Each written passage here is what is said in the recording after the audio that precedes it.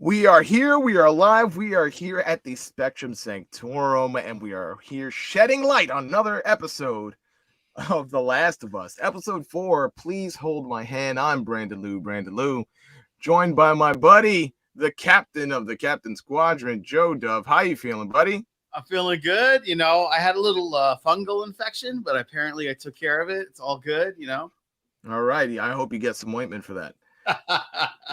And of course, we're welcoming back. He's here. He's healthy. He's my man out there. Yeah. Out there, down under, beating up them kangaroos. My man, Jace. How are you, gentlemen? Today?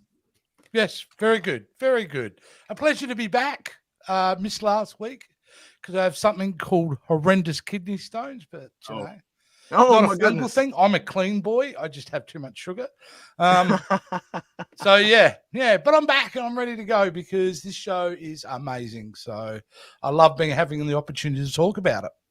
Yeah. And everyone seems to think so. It seems like each week, the ratings keep rising. It's weird. I'm not used to seeing ratings in streaming platforms. Mm-hmm. But the last I checked, episode 4 got, I believe, 7.2 million viewers. And that is, I believe that's crazy numbers for this day and age. Yeah. I believe that is a 16% increase of viewership since the last week's episode. This is unheard of. Sometimes there's drop off and or should I say not sometimes, usually there's drop off after the premiere, and some stragglers will come from behind. Maybe they'll catch up in the later seasons. But it seems like each week more and more people are inclined to watch. And I'm happy that some of those people are watching today. It's always good to see that Nita's here. Hi, Nita. How you doing? Very good. Thanks, Nita. We're doing good, Nita. Good to see you, buddy. And our boy Dax, who joined us last week from Last Respawn Show, is also joining us. All right. Very cool. So now that we're all here and we're looking forward to seeing everybody else, what are your initial thoughts, gentlemen? Jace, I want to see how you're feeling. You're the guest here. We're welcoming you back. What are your initial thoughts? No worries. Look, you just mentioned about the numbers, about how they keep growing. I wonder what it'll be like next week, because I feel like if there's any tiny chink in the armor in this series so far, I think some audience may have an issue with this episode. I myself thoroughly enjoyed it, but it could be technically categorized as a filler episode because really on the surface level, there's not a lot happened. But I say on the subtextual level, there is so much happening in this episode. It's I've had a theory about this show now. I think the show really, the focus and the subtext of the show is about love. Every story that we've had so far, every episode, there seems to be love at its central core. And this week, again, I think it's about developing a love between two strangers who don't really want to be together. And I think it was wonderfully done. I thoroughly enjoyed it. How about you, Joe? Initial thoughts? Really fun episode. We got some violence. Yeah, violence, fire. We got a lot of stuff that I'm worried about you, Joe. I was expecting to be more prominent in this show, and then it took a swerve and it got really touching and things like that. Especially in the last episode, but this one picked up a bit when it came to the action sequences, and I was here for it. And then we've got the Akram's gun in it. That's always a fun plot device. They've been bugging. The girl's been bugging for some for a while, and she finally got her, and she. Well, yeah, it was definitely a fun one for me. It was a slower pace, Jace. You're absolutely correct. Definitely building up. It may be something that we're experiencing from streaming television, even though these are episodes. They don't necessarily feel like episodic adventures. They feel like extended movies. And from what I've heard, though I've avoided all trailers, I've heard that episode 4 and 5 tie in really nicely together. So if for some reason you're checking us out without seeing episode 4, maybe hold out for watching 4 and 5 at the same time and give yourself a little binge watch. Which I believe is out 2 days early, correct? Yes, the Super Bowl is coming. And so while I don't care about any football, American or otherwise, AFL. I may have lost some friends with that comment. But the good thing for me is that I get more Last of Us 2 days early, like you said. Yeah. Hey, and while we're talking about other things other than Last of Us, while you're here, please do subscribe to our channel. And while you're subscribing, give us a like. It's super important and it's super free. You won't charge anything, unlike football, where they charge millions of dollars to have a 5-second commercial. I pay. So yes. So use this opportunity to subscribe, and also spoilers ahead because we are talking about the show. Are we ready to jump right into it? Let's roll. Let's do it. So just a brief synopsis of what we're going through. We are watching Joel and Ellie leave Boston and heading to Wyoming, and it is a long ride. This ride takes them into Kansas City, and during their travels to Kansas City, they find themselves in a bit of conflict. Joe already hinted at it, talking about some of that violence that we got to see. and yeah, oh my goodness, she's been itching to use that, and we get the opportunity to see that. But in between the travels and in between the violence, in between everything that happens, there's a whole bunch of bonding, solidifying the relationship between Ellie and Joel. I think that about sums it up. So let's talk about some of the more specific things that stood out. Joe, you brought up Ellie's gun. You showed the picture. Pew, pew.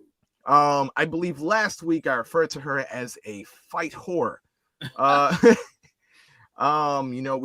definitely get to see that there's a bit of an edge to Ellie. She's starting out using that gun.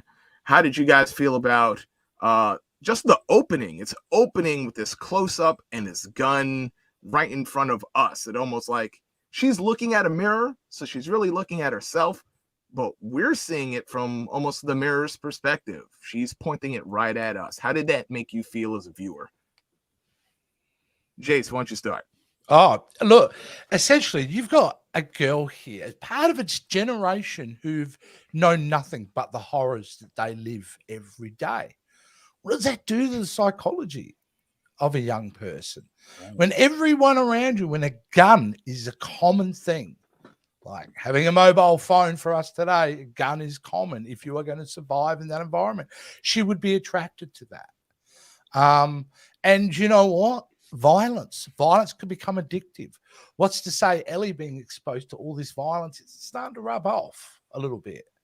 And she's having darker thoughts that maybe you wouldn't in this day and age, or hopefully you wouldn't.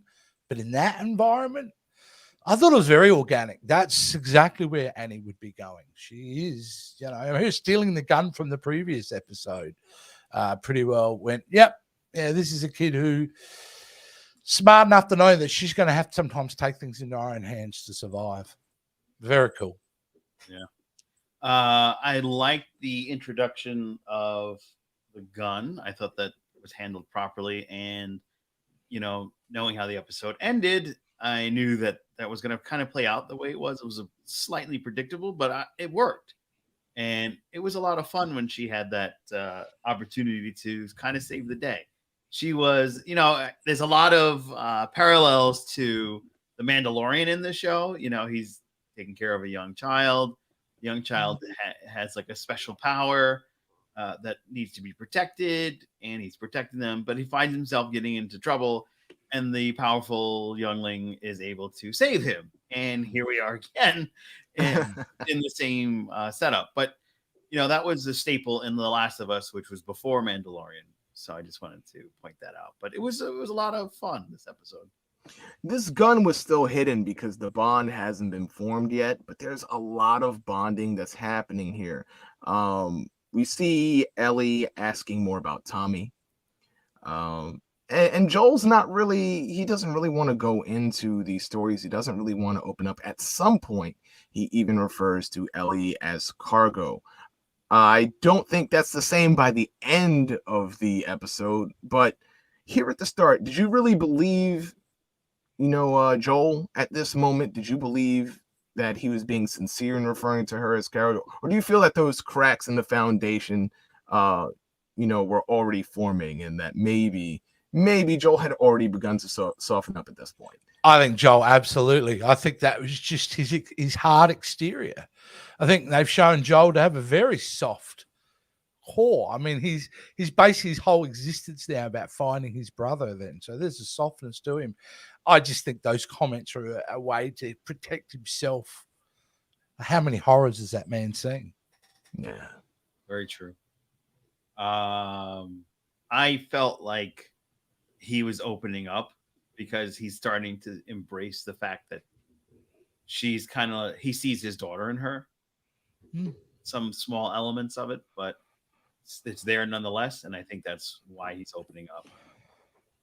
I think some of the first cracks we see in this episode, we don't see it often. In fact, I'm not even sure if we've seen it at all, but the cracks that we start to see are the cracks of a smile, because we're getting joke books. We are getting puns. Yeah. And this is brought right from the game. And I'm so glad. Well, that's not the joke book. Oh, well. See what happens when you jump the gun, Joe? Yeah. That's a different type of book, Joe. Yeah, that's, oh my goodness, Joe. I wouldn't know. There's a joke book which then riddles the rest of the episode. We are filled with puns, the worst of the puns, the best of the puns. And I had a great time. Like, these were just peppered in throughout. I think they were excellently spaced out. You know why it was great though? It's because we saw it from her perspective. She wouldn't have been exposed to any of those puns. For us, it's common day. So she's genuinely enjoying that book.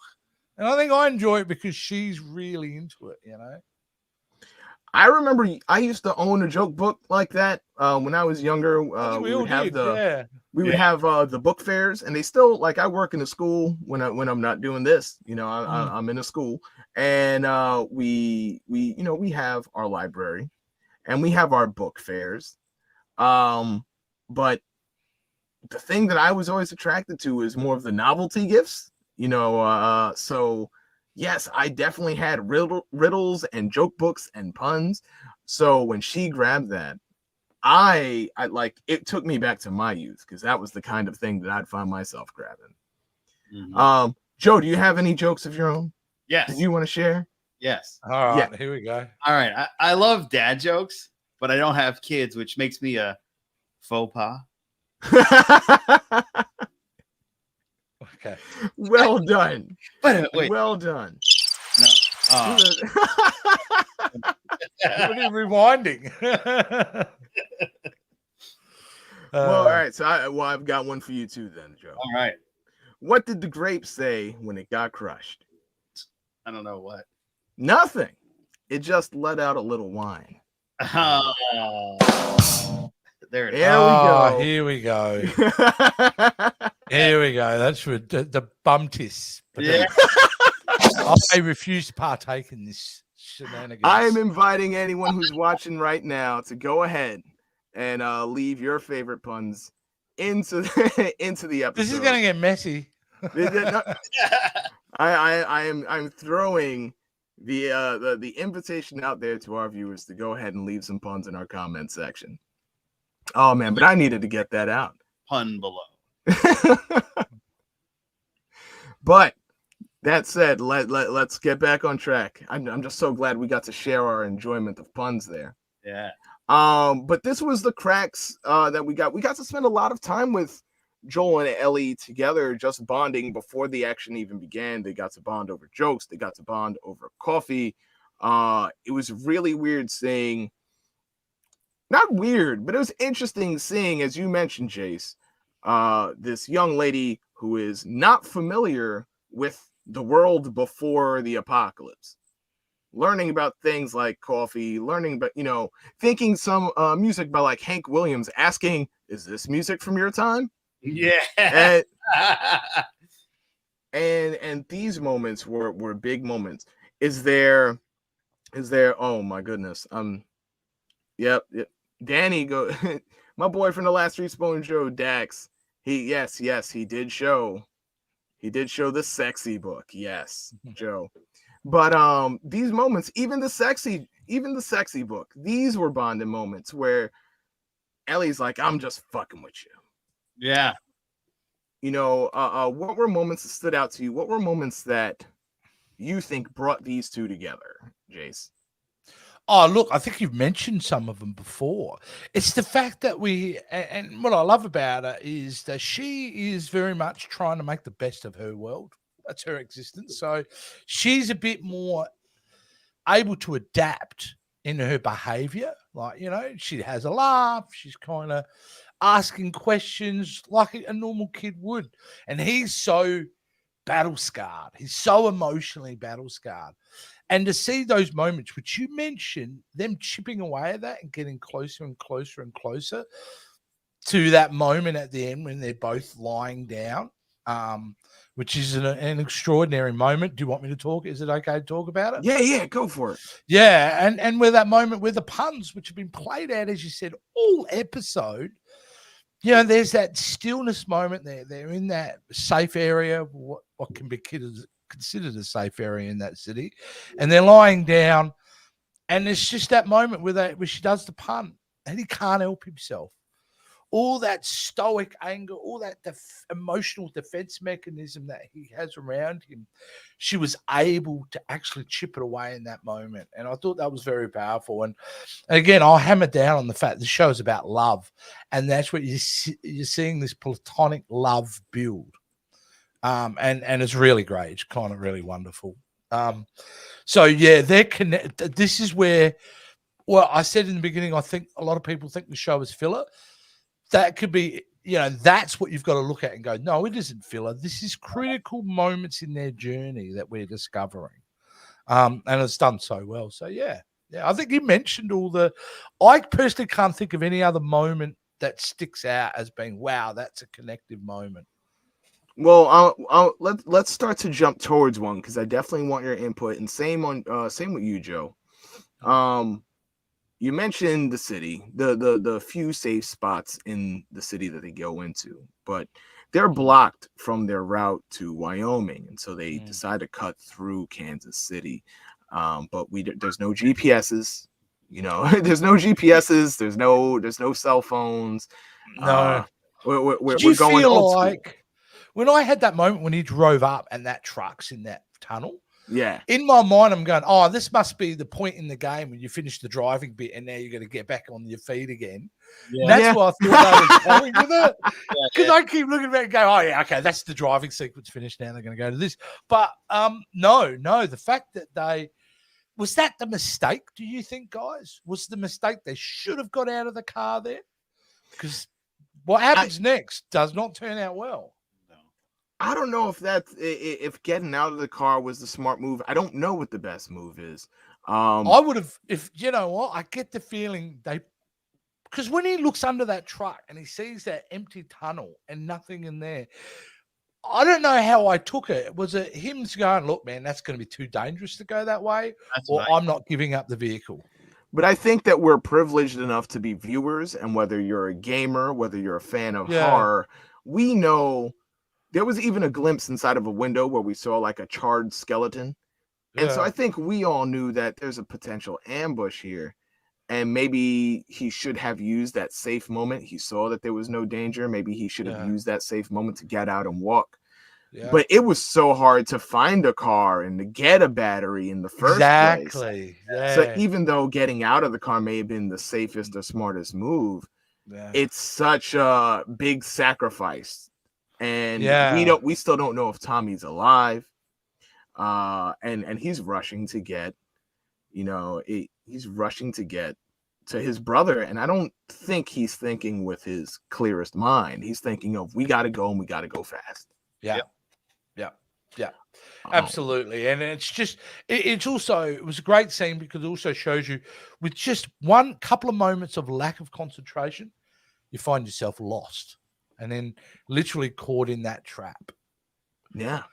Because You're if caught they in were this a bit trap. more, because they were having some banter and they lost focus, and all of a sudden she goes, I don't know where I am on the map. And, you Mhm. know, boom, that was it, you know? Yeah. And next thing you know, we are caught in this trap. And we saw a preview of it last week. You know, they told us what we were going to see. We saw the injured guy. Ellie goes and says, are we going to stop for him? And Joel knew instantly that this was a trap. Now, what I found interesting about Joel's experience here Yeah, is that guy. Yeah. at no point do we go and say these are good guys or bad guys. Joel knows the tricks because he's pulled the tricks himself. A Yeah. battle ensues between. What did you guys think of this? This is the first firefight with Ellie here. You know, I'm sure Joel's been in a few scraps before, but not with Ellie. And Ellie's got to pull out that gun. What did you think of these moments? Joe, why It don't was you start this great. time? Oh man, yeah, like Jay said, it was great. I thought this is where it picked up. This is, you know, with these type of shows, you're gonna have to have these dramatic action sequences to kind of boost some of the ADD audience, so to speak. And this filled in that section of your audience quite well. I mean, she had to get out of sight and get in that hole and hide, and the shooting was going back and forth, and they had some powerful weaponry because you hear the bullets just going pooh, and the way they did it. And I happen to have recently bought a sound bar, and my sound bar is specifically connected to certain acoustics in my living room. So when the bullets fly, it sounds like they're flying at me. So I was like, oh, wait a minute. So they did such a great job with the sound on this. They probably should get an Emmy for that one at least. And the firefight really woke everybody up. Probably my neighbors too, because they probably were thinking, "Oh God, is somebody shooting? This is a luxury condo. This shouldn't be happening here." We don't have that problem down here. God, If I hear a gunshot, I just assume it isn't a gun. It's actually someone watching a movie. oh, wow. Different over there. I get you. Yeah. A little bit too dirty Harry here. But here you're watching this moment, Jace, and there's maybe a small escape for Ellie. There's a tiny hole there, and Yeah. you know, it seems dangerous. As much as it seemed like Ellie wants to get in the danger, this is the first time we really see fear in her eyes that maybe she doesn't want to get into this danger.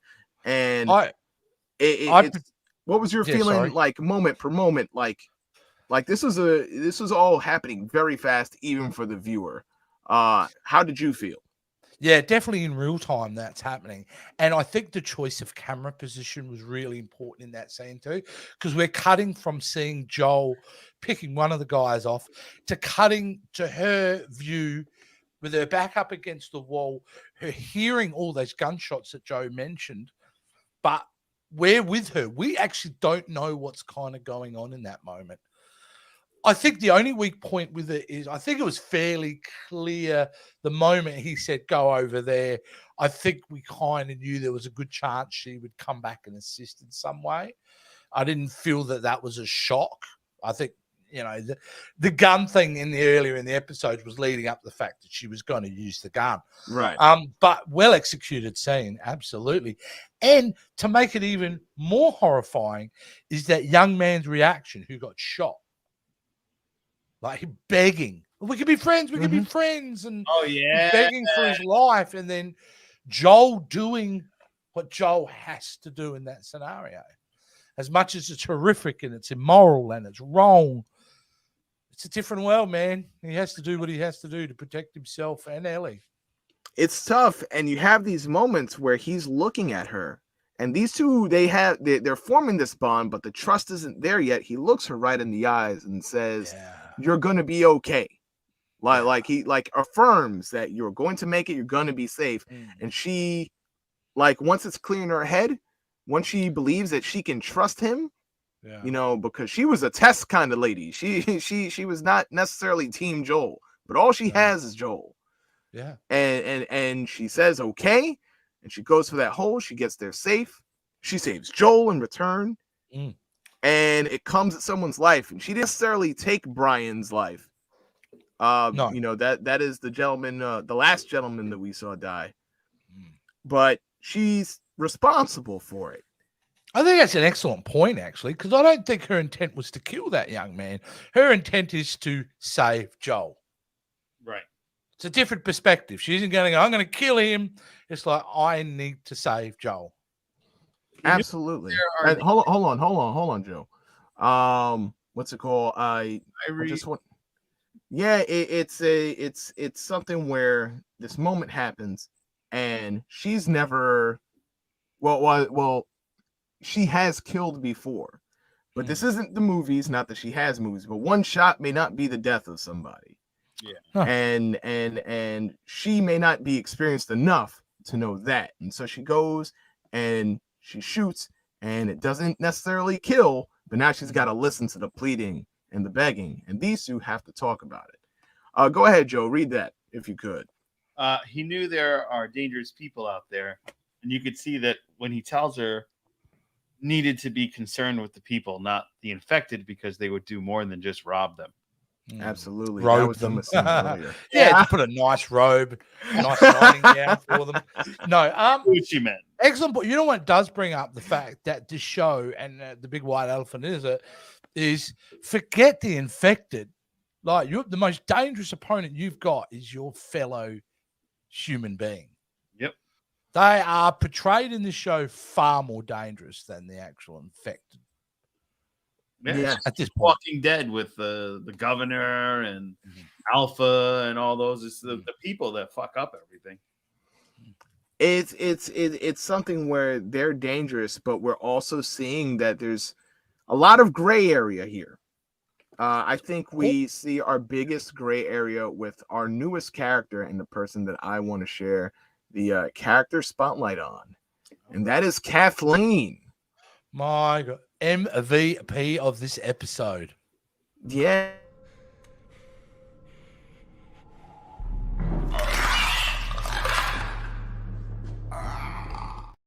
Man, those Yeah. Little Sorry, I character forgot you were going to play the intro. It's all good. It's all good. yeah. Kathleen is played by Melanie Linsky, who's previously been in Yellow Jackets. And it seems like every episode we get somebody who just kind of steals the show. Yeah. Show stealer here, man, for sure. And Melanie, an original character for the show, she's not in the game. I'm sorry, Kathleen is made for the game, made for the show, played by Melanie. Correct. And she is clearly an antagonist for Joel, but she is also someone who is a victim of Fedra, lost family, and it's hard not to empathize with what she's going through. Jace, what do you feel about this new character? Well, Melanie Linsky, who's the actor, who's also known as Rose from 2.5 Men, if you ever used to watch that sitcom. Oh. She is a wonderfully talented actress. And the moment I saw her, I've seen her in some films, I'm going, oh, she's going to be scary. And her coldness, it's a mix between this kind of emotionally detached matriarch of this kind of community. And there is a lot of darkness flowing through her, which we obviously see with the Doctor. And her introduction as a character, I thought, was wonderful. That the moment with her and the Doctor in that little container. I thought, wow, it was fantastic. And then backed up with her other scene when she sees the guys that Joel took out, ask, well, I've got a doctor here, I could help. And they go, nah, it's too far gone. And her reaction was just cold, calculating execution. It was full on. It was definitely someone who is maybe new to this kind of thing, but wasn't afraid to do it. Joe, Jace brought up the killing of the Doctor, and this was a very cold moment. Was that something that you saw coming? Was that something that, would you have expected her to keep the Doctor alive? I thought she was going to keep him alive. I thought there was going to be like, okay, the Doctor's going to show up and like save somebody in some way, or maybe he'll help with the girl because she's got the plague. This is going to be something that they branch out into. But then she was like, bang, and did it herself. That's what got me. was like, oh, I thought she would say, all right, you go and handle him. You know, she did just pull the trigger herself. And I thought That's what makes it scary, doesn't it? Because like she's not afraid to get her hands dirty. right. I think Nita brought up a good point. Kathleen was soft spoken, but terrifying. She was. That's so true. Because She is. She's not was. She's still around. You know, power isn't necessarily the loudest voice. You know, if you can speak softly and draw people in, that's power.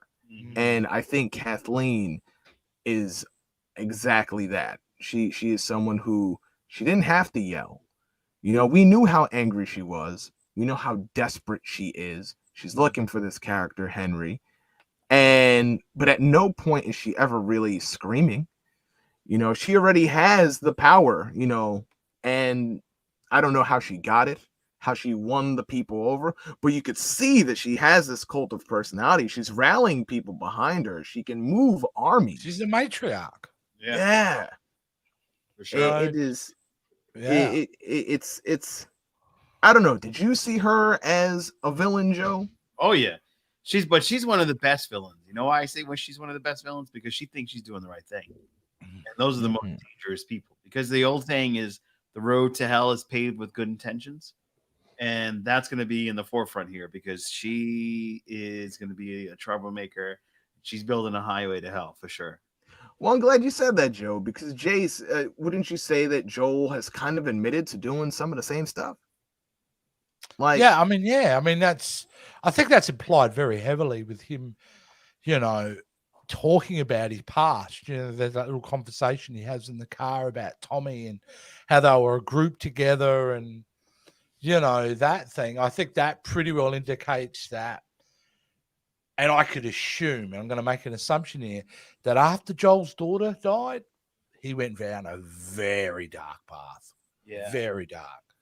So I think he's definitely, in a way, this is a tale of redemption for Joel, isn't it? Very much. And I think we're going to get to that because we're starting to hear him unpack all the sins that he's committed. So, yeah, crazy stuff. But I don't know if you had this on the list, but I got to talk about, because we were talking about Kathleen. Go for it. The decision to leave the creepy floaty floor thing. Oh yeah, what? And then go, no, we'll come back to this later. This Henry dude's got to be something, right? Right. Well, I'm thinking. Here's what I'm thinking. I'm thinking about that creepy floaty floor thing, and I'm thinking about her shooting the doctor as well. And I'm not sure if she's not a military leader. She's not a strategic. You know, she led by, like you said, her. You know, by being almost like a matriarch. She's passionate. She speaks passionately. She won the people over. But when I see that creepy floor thing, and the gentleman she's talking to, his name is Perry. Perry brings up this you know, this rumbling floor. There's cracks in it, and it's locked behind a vault. And the choice to just shut the whole building down. We'll tell everybody about it later. I didn't think that was particularly smart, Jace. No. And I think she might be her own downfall. Yeah. What is that thing? Is that like a monster in there? Is it a whole heap of bodies trying to get through? Oh, I don't think it's a heap of bodies. I think it's like a super epicenter point for because technically the spores are all connected. So since it's all connected like a network, in any network, you're going to have a central hub. And I think that's probably the central hub. I was thinking that particularly, you know, when you see the fungus spreading out above the ground, you know, we've seen it reaching out and connecting to people. I know that, I mean, like, as I guess plant life, you know, the fungus would be more connected underground. So I was wondering if it's fungus trying to reach up and into the city. Because we do see points where I'm gonna hate. It seems like that's what it is. it seems like there's places that the infection does not reach, but for how long? You know, like will it just continue to reach further and further out? It's Yeah, that's my theory. I just thought that, Joe, I think you and I were kind of on the same path there. Like, it could be a monster, but I was just thinking fungus spreading out, like in the Super Mario movie. Oh. Yeah. Look, I think, it's I think what this show's doing very smart is we saw the monsters early. We've got that kind of out of the way. And now they're pulling back on it. And the reason I think they're pulling back on it is if they keep showing it and then upping it, it's going to get to the point where it's a video game franchise, right? So there's a big bad somewhere. Yeah. There's a big boss that has to be beaten Right. in the game. They're going to show that. So I think them holding back on showing a lot of them now and alluding to creepy floating floors, things like that. I think it's a smart storytelling device for the show because when they do come back, it's a bit more of a shock. So if you do have to do something kind of ridiculous, like just one giant mushroom like walking through the streets, like the Marshmallow Man from Ghostbusters, then you may be able to pull that off because you haven't just kept throwing monsters at us all the time in the show. Yeah. That's now what I want to see. That's what I want to see, just a big giant mushroom. That's what I'm hoping comes out of there now. We've seen some teasers, like, at the end of every episode, and it's funny because there is this like one kind of spory monster looking guy that they keep showing that I keep expecting. Is like, was he going to be here this episode? And you're right, I do feel like I'm being teased. I don't even know if he's showing up in the next episode, but I do feel like the time limit of this town is it's dwindling down. We are getting close to that time. Also, I had brought up Perry, and I had forgot to mention, and I wanted to mention that he's played by Jeffrey Pierce. And while Jeffrey Pierce is the the actor of Perry, he's also the voice actor and the motion capture for Tommy in the game. That's cool. That's cool. So this was just another example of the voice cast from the game being cast in the show. And it's always nice being able to see moments like that. I think it's so great, this show, where they've so intrinsically not just gone, we're going to take that idea and adapt it. They've made the game itself and the creators and the actors intrinsically part of this show.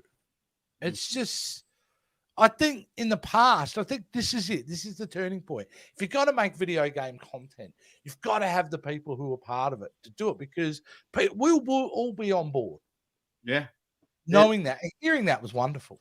It's just the first time they've done that, because the leader of the Fireflies from the second episode or the first episode was, it was the second episode. She was a voice character in the game as well. Yeah, but she's actually the only person who's going to be making appearance, or made her appearance. I don't know if she's showing up again. Yeah, but she's the only person who's going to have made an appearance and playing the original character they played in the game. Yeah, we will see other actors show up. Troy Baker will show up, but he will not be playing Joel, obviously. So I'm looking forward to seeing when that happens. So none of us know what's going to happen, right? None of us watched the cutscenes or played the games. I have not played the game.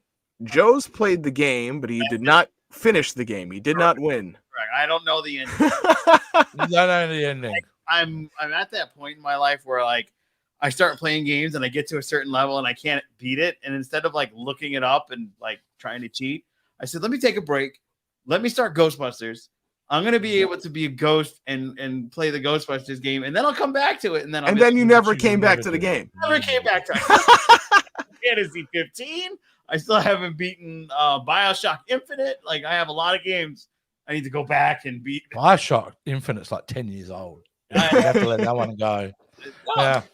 But no, well, I do know where the game is, where the show is going. I do know key moments that happen just because of watching things on YouTube. Even before the show was announced, there's just certain things that I knew were going to happen, but they were key moments. So I didn't know some of these other characters. I didn't know Tess. I didn't know Tommy. So getting to know the characters and seeing the bond between Joel and Ellie, hearing people who've played the game say that some of the scenes and some of the lines are like legitimately ripped from the game. Yeah. Like that's new to me because I have not played the game. So I get to experience these moments for the first time. Yeah. And so it's still very fresh for me, even though I know some of where we're headed. Yeah, your last respawn said that earlier. That rip straight. Yes. Word for word. Verbatim. Yeah. Drop some big words up there. SAT kids. So oh my goodness. Talking about Kathleen, talking about Joel and the bonding, and there was more bonding to be had here because there's a moment where we see the trust where, okay, I can trust you to have this gun. I can trust you to watch my back. And they're both asking each other if they're okay. You know, they're both asking each other if they're okay, because taking a life is not easy. And it does not get easy, even for Joel. You know, in saying that, they don't really say that, though, do they? They are saying other words, but what you just said is exactly what they're getting across to each other. Because that moment when Joel realizes she had a gun, you know, he's in the back of his head, like, why do you have a gun? I told you not to get a gun. What are you doing in a gun? But he's also realizing it's beyond that now. Right. We're past that point. Well, there's things they say, and there's things they don't say. That's it. A lot of what they don't say is what they're really saying, though, isn't it? Yeah. No, but even some of the things that we don't even, I feel like there's some things that we don't get the information to, that we might find out later. Like I feel like it's gonna get drawn out somewhere. Like because some things are subtext, like you said, Jace, and then there's moments where like Joel's like, "Hey, so you said that wasn't the first time you've shot somebody," and she says just straight up, "I don't want to talk about it."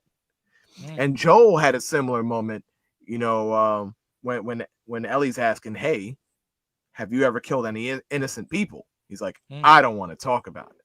Yeah, like there's just moments that, as close as they're getting, there's still some walls that, you know, it's almost like, well, it's almost like being a father figure. Maybe there's some areas of your life that you don't want your child to look at you this way. You don't want your child to look at you and think of you doing something that maybe you wouldn't want your child doing. You know, it's these moments here that are also interesting to me. Not just the bonding, but also seeing where some of those walls are still up. Yeah. Yeah, cool.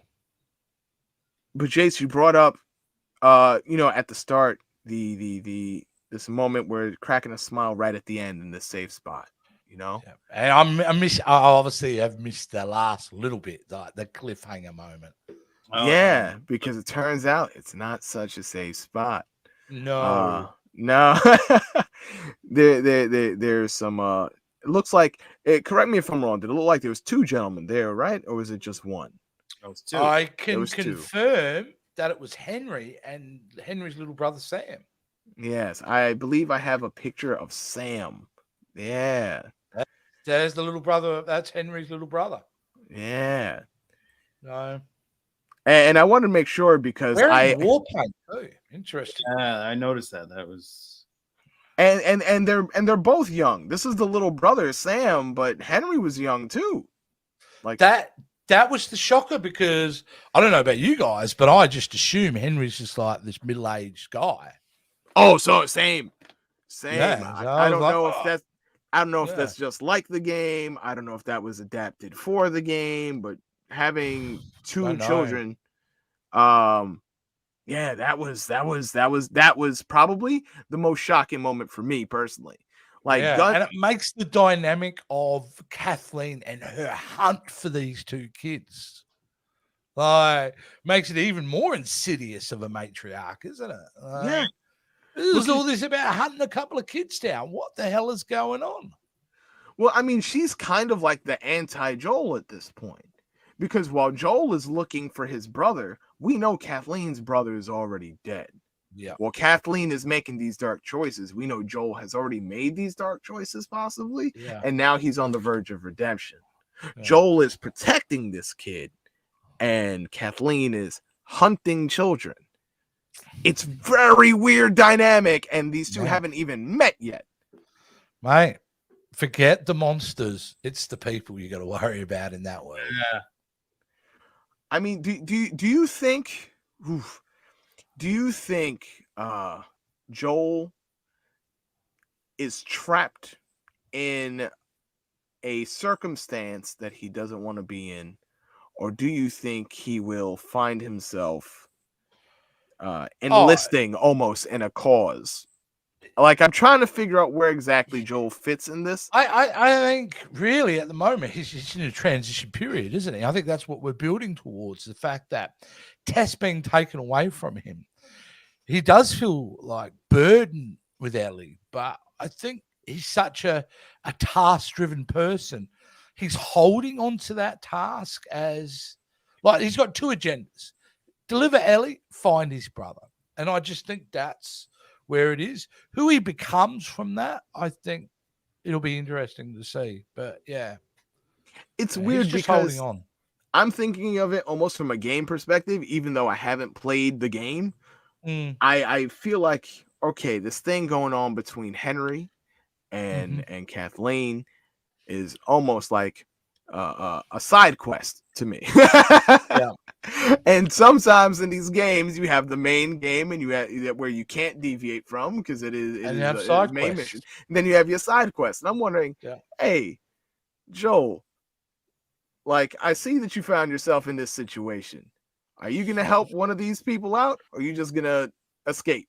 And that's where I find myself wondering now, because he wants to find his brother. He also has Ellie. I mean, Joe, do you cut and run? Like, what do you do with this? No, first chance you get, do you cut and run, or do you find out what's going on? Find out what's going on.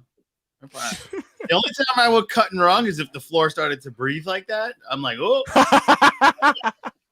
see ya, pew.